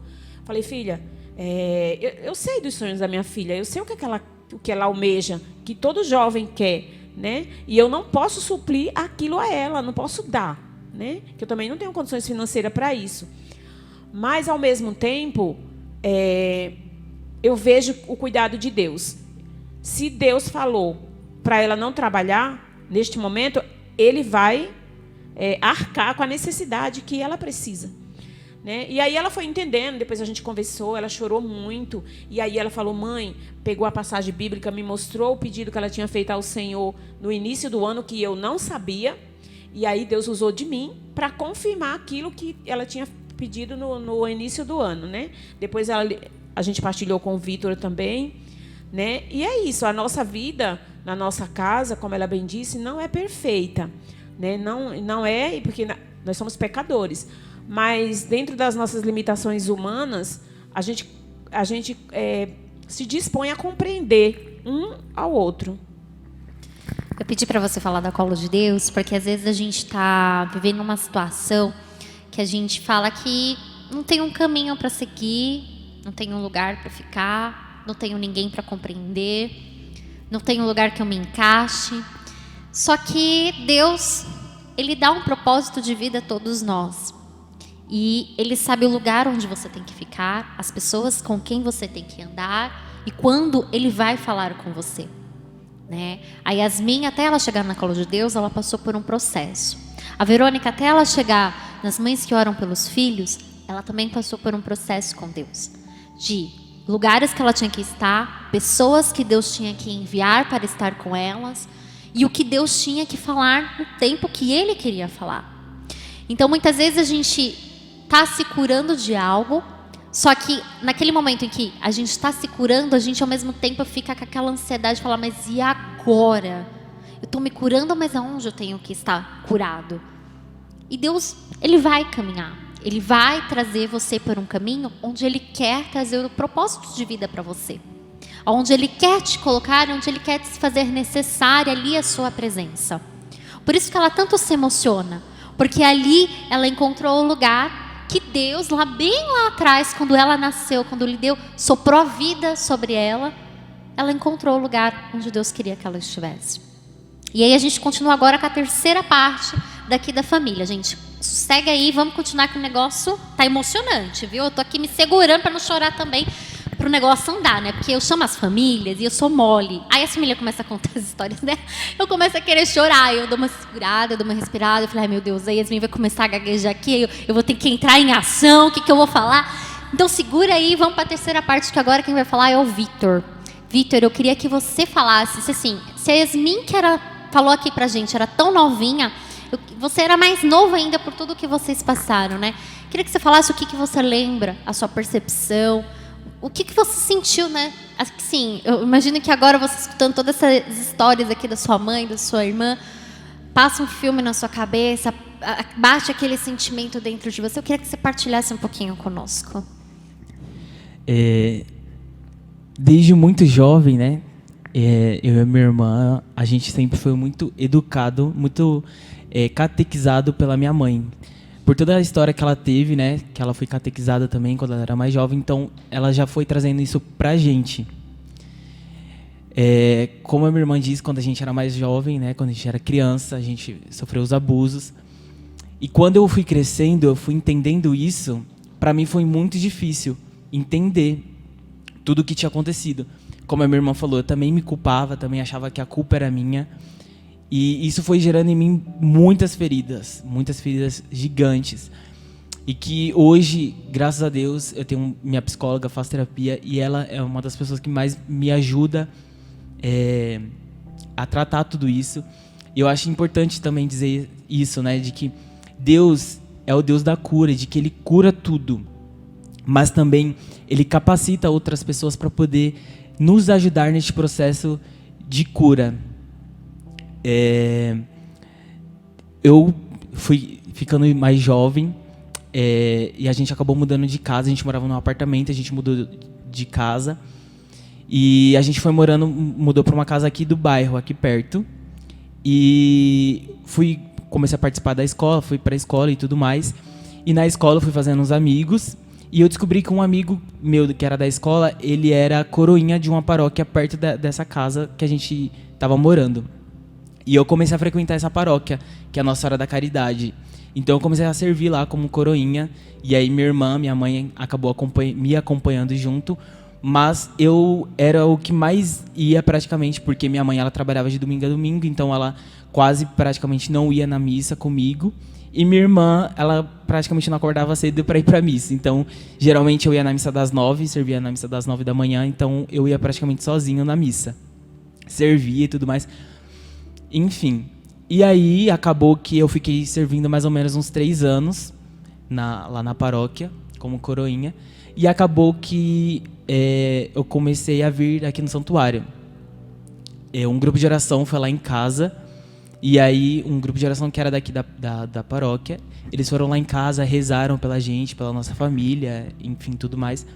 E eles eram daqui, então eu e minha irmã, minha mãe, a gente acabou meio que mudando de paróquia, né? A gente veio pra cá, a gente começou a participar aqui. Só que, da mesma forma como era lá na Nossa Senhora da Caridade, também começou a acontecer aqui também. E era só eu que vinha, praticamente. Geralmente, a minha mãe trazia a gente na missa das 8 da manhã do domingo, porque era praticamente o horário da missa que ela conseguia vir, porque depois da missa ela ia trabalhar. Mas, geralmente, na maioria das vezes, também não vinha. Ela não vinha com a gente. E aí, uma das missas que a gente vinha bastante era a missa de cura, que era a missa da segunda-feira. E eu lembro que antigamente o padre fazia muito cerco de Jericó, muitas essas coisas assim, quebra de maldição. Então, eu sempre estava vindo, sempre. A minha irmã, ela sempre vinha comigo também, mas ela não ficava comigo na missa. Ela ficava sempre com os amigos dela no portão da igreja. E, enfim, acabou que a minha irmã, ela não vinha tanto mais na missa comigo. E aí eu comecei, além de vir nas missas de segunda, eu comecei a participar do grupo de jovens também, há muitos anos atrás. Estava na primeira coordenação do grupo de jovens ainda. E eu sempre pedia para minha irmã, no sábado, para ela poder vir comigo, para poder não vir sozinho e voltar sozinho. E aí ela falava que ela não queria, que ela não queria. E quando ela vinha comigo, ela não gostava muito, enfim. Aí a gente ia para casa e ficava por isso mesmo. Quando chegava no outro sábado, eu falava assim, Mimi, vamos comigo no grupo. Ela falava assim, não, hoje não, porque eu vou para uma festa. Então ela saía para as festas que ela ia e eu vinha sozinho pro grupo. E eu lembro que teve um grupo específico que eu vim, e aí chegou no grupo, o pregador falou assim, vocês sabiam que quando você vai para uma festa, quando você vai para uma balada, o seu anjo da guarda não entra com você? E nesse dia minha irmã tinha ido para uma balada. E aí eu fiquei com isso no coração. E eu cheguei em casa e falei assim, Mimim, você sabia que quando você vai para uma balada, o seu anjo da guarda não entra com você? E ela já estava quase dormindo. E ela regalou o olho assim para mim e ela ficou calada. Eu falei assim, o seu anjo da guarda não entrou com você hoje naquela festa que você foi. E ela ficou calada. De alguma forma, hoje eu entendo de que Deus, ele me usou para poder atrair a minha família para a igreja. Ele me usou como um instrumento. Hoje eu entendo isso, mas naquela época eu não entendia. E aí eu lembro que o padre fazia cerco de Jericó, quebra de maldição, enfim, tudo mais. Ele dava aquele papel com a oração de cerco de Jericó. Eu pegava o papel, eu chegava em casa, minha mãe chegava do trabalho tarde, eu fazia a minha irmã ficar acordada junto comigo para eu poder rezar com as duas a oração de cerco de Jericó. Então, todo dia, durante 40 dias, a gente rezava a oração de cerco de Jericó, porque, de alguma forma, eu entendi que aquela era a minha forma de evangelizar as duas, que não estavam tão presentes na igreja. Mas por que eu queria que elas estivessem na igreja junto comigo? Porque eu senti, aqui dentro do santuário, aqui dentro da igreja, de que Deus queria algo da nossa família, de que Deus estava querendo nos curar, que Ele estava querendo tocar na gente, que Ele estava querendo transformar a nossa vida, de que Ele não queria mais que a gente vivesse daquela forma como a gente estava vivendo. Então eu inconscientemente eu entendi isso e queria que elas vivenciassem aquilo que eu estava vivenciando dentro da igreja, por mais jovem que eu era. E aí, além das orações de cerco de Jericó, eu pegava o terço, a gente fazia a ladainha de Nossa Senhora, rezava o terço junto e tudo mais. E às vezes, a maioria das vezes, a minha irmã não queria rezar, minha mãe não queria rezar, e eu falava, gente, por favor, vamos rezar, pelo amor de Deus, vamos rezar. E enfim, acabou que a minha irmã, ela foi para a Jornada Mundial da Juventude, e lá ela teve um encontro com Deus, acabou que ela veio se convertendo, a gente veio para o grupo de jovens, começou a participar do grupo de jovens frequentemente. A minha mãe começou a vir para a igreja, aí ela recebeu o convite para servir no grupo de oração. E eu entendi de que Deus, ele realmente estava tocando na nossa família. E como a minha mãe disse, esse tempo atrás, ela conversou com a minha irmã sobre minha irmã não trabalhar e tudo mais. Eu lembro que a minha irmã me chamou para conversar e ela falou assim: Vitor, eu fiquei com medo de você não aceitar isso, porque lá em casa só quem está trabalhando é eu e minha mãe. Então, ela falou: eu fiquei com medo de você não aceitar, de você ficar com raiva de alguma coisa. Eu virei para ela e falei assim: jamais. Porque eu entendi de que foi Deus que pediu isso para ela. Não foi a minha mãe, não foi eu, não foi outra pessoa, mas foi Deus. E eu entendi isso. E eu não posso ir contra aquilo que Deus preparou para a vida dela. Eu não posso atrapalhar os planos de Deus para a vida dela. E eu falei para ela, eu falei assim: jamais, jamais. Se Deus pediu isso para você, é porque Ele sabe de que eu e a mãe, a gente tem a capacidade de poder segurar a barra. Ele entendeu de que ele sabe de que a gente vai conseguir sustentar a nossa casa, entendeu? E aí a gente foi conversando e colocando essas coisas em ordem lá em casa. Como a minha mãe e minha irmã disse, a gente também não é perfeita, a gente briga. Eu falo pra minha irmã que uma das coisas que eu mais gosto é irritar ela. Eu amo irritar minha irmã. E a gente é irmão, e a gente é assim. Então, a gente se irrita, a gente se ama, a gente briga. E eu tenho certeza de que Deus, Ele mora dentro da nossa casa. Deus, Ele sonha com a nossa família. Eu falo pra minha irmã, eu não sei se ela vai lembrar, mas uma vez eu já disse isso pra ela. Eu falo assim: o meu maior sonho é um dia eu estar com a minha esposa, com os meus filhos, ela com o marido dela, com os filhos dela, e a gente chegar no Natal na casa da minha mãe e encher a casa dela de neto, assim, sabe? É um dos meus maiores sonhos, da gente poder ter o nosso Natal assim em família, ela com os filhos dela, com o esposo, eu com a minha esposa, com os meus filhos, o Murilo com os filhos dele, sabe? Então esse é um dos meus maiores sonhos. Eu sonho muito com a minha família. Tanto com a minha família futura, com a minha esposa, com os meus filhos, mas eu sonho com essa minha família, com a minha mãe, com a minha irmã. Porque eu amo tanto a minha família que eu tive que dar aquilo que eu tinha de mais valor, que era Deus. Por isso que eu queria muito que elas viessem para a igreja junto comigo. Porque era o que eu tinha mais valioso naquele tempo. Eu entendia que o Deus era algo grande, era algo que, cara, Deus vai curar, Deus vai tocar, Deus é Deus. Então era algo assim grande que eu podia oferecer para minha família, que era Deus. Era algo a única coisa que eu podia oferecer. Por isso que eu sempre quis que elas estivessem junto comigo. É interessante o Vitor falar, porque muitas vezes você de casa, você pode ver a luta dos seus pais. E você como filho, você pode pensar que você é incapaz de ajudar o seu pai ou a sua mãe, ou seus irmãos, né? E não é verdade, né? Eu acho que o Vitor, apesar dele ter também passado por tudo que a Yasmin passou, o Vitor, Deus quis usar-se de você e Deus te deu uma importante missão, de pequeno mesmo, que é cuidar da sua família, né? Que é cuidar da sua mãe, que é cuidar da sua irmã, mesmo você não entendendo o que você estava fazendo, né? Porque às vezes a gente não entende o que a gente faz, né? Mas Deus vai conduzindo, né, a nossa vida, né? E quando você fala do zelo que você tem pela sua casa, do zelo que você tem pela sua família, do melhor que você quer dar para sua família, que é o melhor é Deus. A gente acha isso muito bonito, mas eu também quero chamar a atenção que o Vitor também teve as mesmas dores que Yasmin, e nem por isso ele deixou de querer levar a Deus para sua casa ou de trazer Deus para sua casa, mesmo também sentindo as mesmas dores, mesmo não sendo tão perfeito. Ele se agarrou a isso, né, Vitor? E você viu as coisas acontecendo aos pouquinhos na vida da sua irmã, na vida da sua mãe, na sua própria vida, né? Sim. E uma das coisas que muito acontecia também, quando eu e minha irmã, a gente era criança e a gente passava por esses abusos, uma das coisas que mais acontecia era, eu lembro que era eu e minha irmã, a gente sentado no chão, de mãos dadas e a gente chorando junto. Então eu e minha irmã, a gente sempre chorou junto, sempre sofreu muito junto, sempre se alegrou junto. Então eu sinto isso, né? Eu sinto que eu e minha irmã, a gente tem uma conexão muito forte, porque desde criança, desde que eu nasci, eu e ela, a gente é grudado um no outro.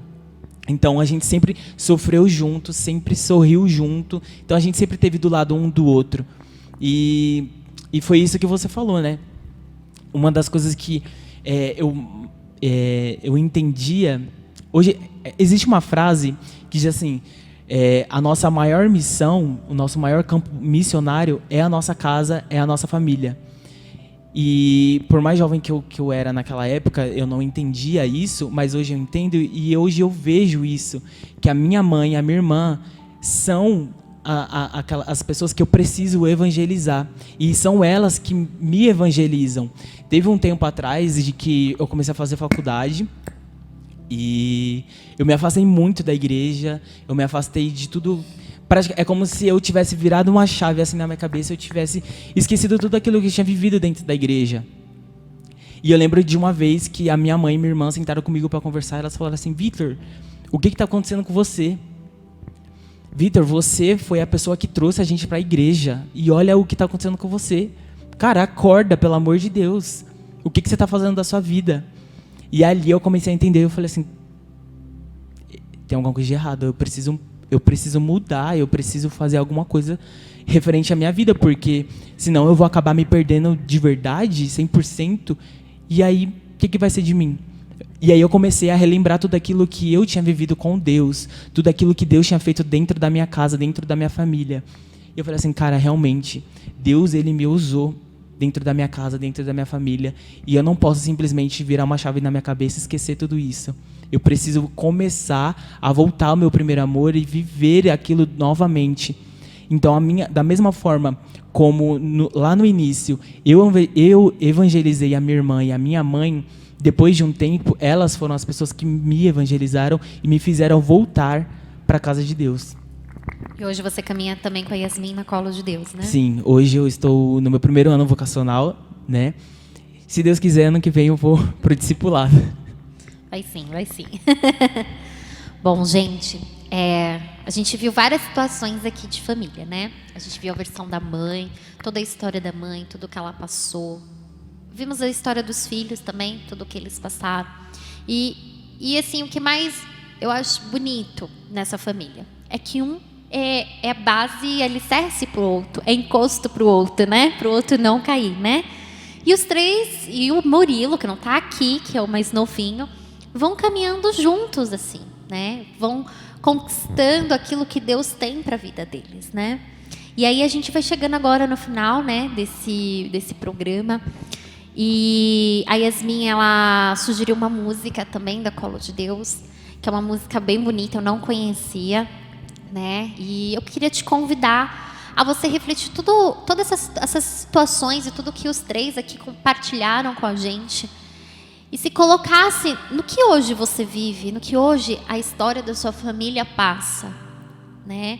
Eu comecei aqui com o Salmo 120, que é: aquele que te guarda nunca dorme, nunca adormece, né? O sol não te machuca, a lua não te machuca. Pode vir o que for, mas aquele que te guarda não adormece. E em todo instante, Deus falava com a Verônica, com a Yasmin e com o Virto, que Ele sempre estava ao lado de vocês, que Ele nunca adormeceu, que aquele que guarda nunca adormece a vida de vocês, né? E eu queria que você fechasse seu olho e a gente escutasse essa canção, né? No final dessa canção, eles vão conduzir uma oração que Deus colocar no coração deles, para que a gente possa encerrar este momento.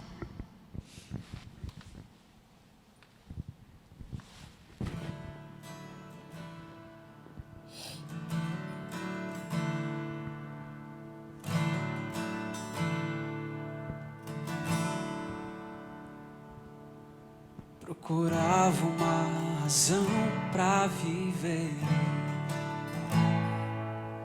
Eu queria um motivo pra sorrir.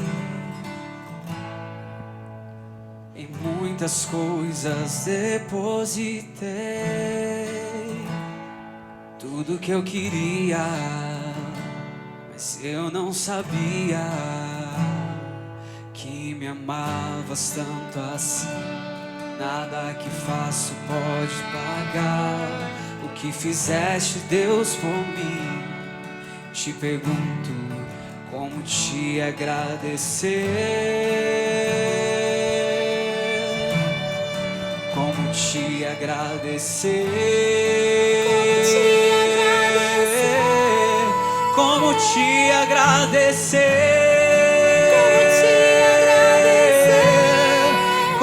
te agradecer?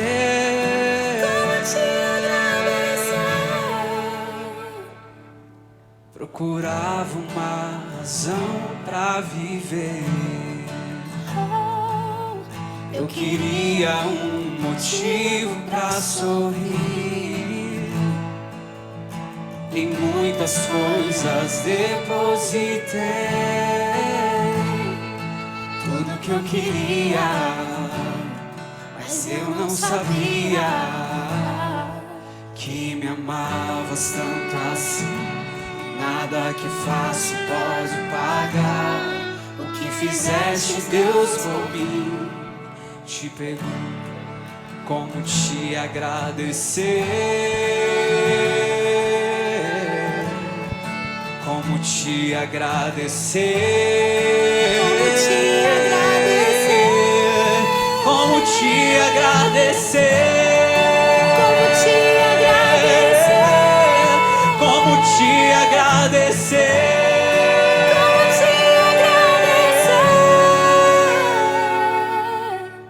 Faz o que ele diz, faz o que ele diz. Eu ouço a voz da minha mãe dizer: faz o que ele diz, faz o que ele diz. O que eu quero, Deus, é te obedecer. Assim como Maria, eu digo sim. Faz em mim o teu querer.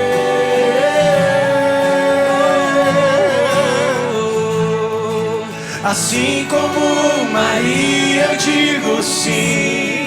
Faz em mim o teu querer.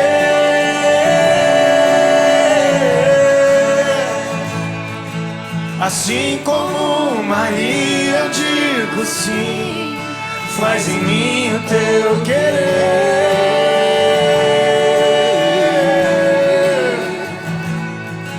Assim como Maria, eu digo sim.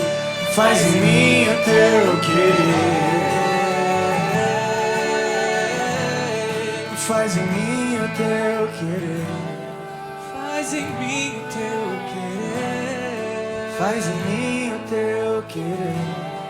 Faz em mim o teu querer. Faz em mim o teu querer. E eu já te convido para não perder este momento, que você possa ingressar nessa oração, que vamos conduzir aqui neste momento, diante de todas que foi partilhado, de tudo que foi tocado através desta música, que você possa receber esta oração. Eu acho que a única coisa que Jesus quer dizer para você que está assistindo, assistiu esse testemunho até aqui, é que Ele não quer uma pessoa que não tenha feridas, Ele não quer uma pessoa que não tenha nenhuma miséria. Ele só quer uma pessoa que tenha um coração disponível para ser instrumento dEle, tanto dentro de casa, assim como o Victor foi, tanto dentro de um campo missionário como eu sou, ou como a sua maternidade, como a minha mãe foi. Ele não está interessado se você é perfeito ou não. Ele não está interessado quão curado você está, ou quanto você deseja. Ele só quer um coração disponível. Então, que assim como a gente acabou de rezar com essa música, que assim como a Virgem Maria disse sim, e ela não voltou atrás no sim que ela deu, você dentro da sua casa você também possa falar: Senhor, eu dou um sim irrevogável, eu dou um sim que não pode voltar atrás. Por mais que eu passe por momentos difíceis, por batalhas, porque é o que vai acontecer, porque a palavra de Deus, ela vai dizer: no mundo tereis aflições, mas coragem, pois eu venci o mundo, né? Os sofrimentos da presente vida, ela nem se compara à glória futura que nós, quem chegar até o final, vai presenciar.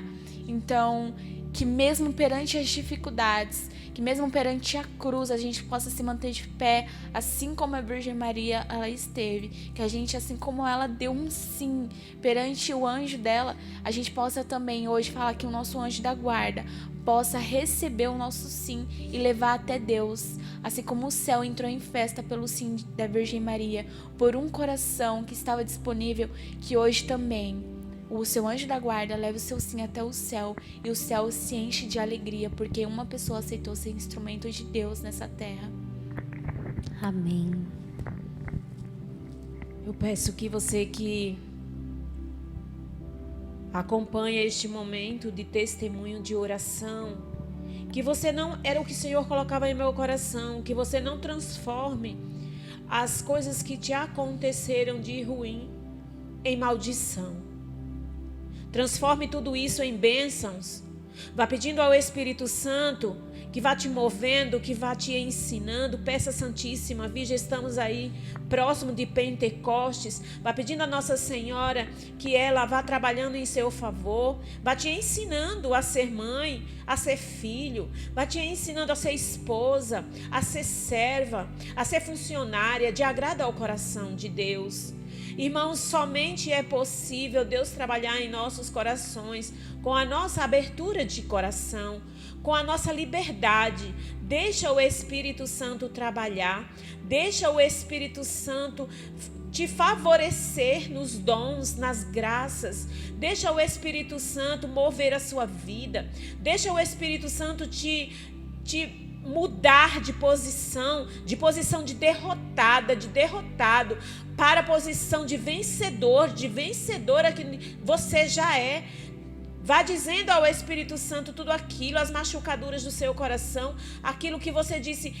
Como eu disse muitas vezes, que a culpada, dando nome às pessoas, o culpado era fulano, era cicrano, e eu tive que liberar o perdão para que Deus começasse a trabalhar em meu coração, assim também como os meus filhos, que não foi fácil eles liberarem o perdão para tudo que eles passaram, até mesmo para mim, devido à minha dureza, muitas vezes com os meus filhos. Você que foi dura, você que foi duro com os seus filhos, abrace, peça perdão. Quantas vezes, meus irmãos, eu peço perdão para os meus filhos. Esses dias, um dia eu estava rezando e a Cida, mãe da Jéssica, me disse há um tempo atrás que Deus tinha falado em sonhos para ela, que existia uma necessidade de eu pedir perdão para os meus filhos. Na hora eu fiquei incomodada, eu não aceitei. Eu falei, eu vou pedir perdão de quê? Que eu já pedi perdão de tudo. E eu fui orar diante de Jesus Eucarístico. E quando eu orava diante de Jesus Eucarístico, ele dizia, você precisa pedir perdão aos seus filhos, pelas vezes que você colocou gente para dormir na cama dos seus filhos e colocou os seus filhos para dormir no chão. Quantas vezes eu acolhi gente dentro da minha casa, pessoas que vinham do Nordeste, colocava minha filha pequena para dormir no chão, colocava o Vitor um em cima do outro para dar o lugar dos meus filhos. Não que isso não seja uma caridade, não, isso já não é mais caridade, isso aí já é falta de discernimento, de saber o que é certo e o que é errado. E eu comecei a atropelar, e Deus usou da Cida para falar comigo, e eu fui orar. Então tem dúvida, irmã, tem dúvida, irmão, no que Deus tem para você? Quando alguém te der alguma palavra de ciência, vá rezar diante de Jesus, porque Ele te mostra. E eu me prostrei diante dos meus filhos. Cheguei, Yasmin, me perdoa, filha, por todas as vezes que eu coloquei você para dormir no chão e coloquei fulano e cicrano na sua cama. Me perdoa, Vitor, me perdoa, Murilo. E fui pedindo perdão, irmãos. A Deus só consegue trabalhar a partir do momento que você se render à misericórdia dEle. Amém. Que você possa ter acolhido toda essa oração, este momento na sua casa, no seu coração, para dentro da sua família. E é aqui que a gente termina este programa, né, com a família Caldeira. Deus abençoe a vida de vocês, o testemunho de vida de cada um de vocês. Viu? Obrigada pelo sim, por estarem aqui e partilhar toda a história de vocês. Amém. Nós que agradecemos, né, filhos? Sim. Muito obrigada pelo a gente sabe do amor e do carinho, né? E também da participação de você e do Carlinhos na vida da gente, de tantas vezes que rezou por nós, na paróquia, no santuário. Enquanto o Vitor falava, eu vou falar rapidinho. Deus me recordou um dia que o Vitor veio da faculdade mais cedo e foi para o grupo de oração, sentou lá atrás. E o Carlinhos começou a ministrar uma oração sobre o Vitor e o Carlinhos começou a chorar. Ele chorava assim desesperadamente. E ele disse para mim, Verônica, eu chorei tudo que o seu filho queria chorar. Então, vocês fazem parte da nossa vida, né, da nossa caminhada, e que eu tenho certeza que um degrau do céu vocês subiram, né, porque Deus nos levantou como profetas e profetisas dele. Muito obrigada, Todos Vivi nós. e Carlinhos. Vamos junto pro céu, gente. Vamos povoar lá, né? Bom, que você e nós aqui possamos rezar essa Salve Rainha encerrando este programa. Peço que você se inscreva no canal do YouTube lá do Padre Anderson Guerra, acesse o Facebook. Tem uma programação incrível lá, tem vários programas. Tem a Verônica que está fazendo um ofício da Imaculada também, todas as tardes aí, alguns dias da semana. Acompanhe, veja a programação, não perca. Aquilo que nos faz estar mais íntimos de Deus, aquilo que nos traz a paz ao nosso coração, a gente deve sim correr atrás, tá bom? Vamos rezar juntos, Salve Rainha. Salve Rainha, Mãe de Misericórdia, vida, doçura e esperança nossa, salve. A vós bradamos, degredados filhos de Eva, a vós suspirando, gemendo e chorando neste vale de lágrimas. Eia, pois, advogada nossa, esses vossos olhos misericordiosos a nós volveis, e depois desse desterro, mostrai-nos Jesus. Bendito é o fruto do vosso ventre, ó clemente, ó piedosa, ó doce sempre Virgem Maria. Rogai por nós, Santa Mãe de Deus, para que sejamos dignos das promessas de Cristo. Amém. E a gente se encontra no mais um programa aí pra frente, não perca, com mais uma família contando o seu testemunho. Fiquem com Deus.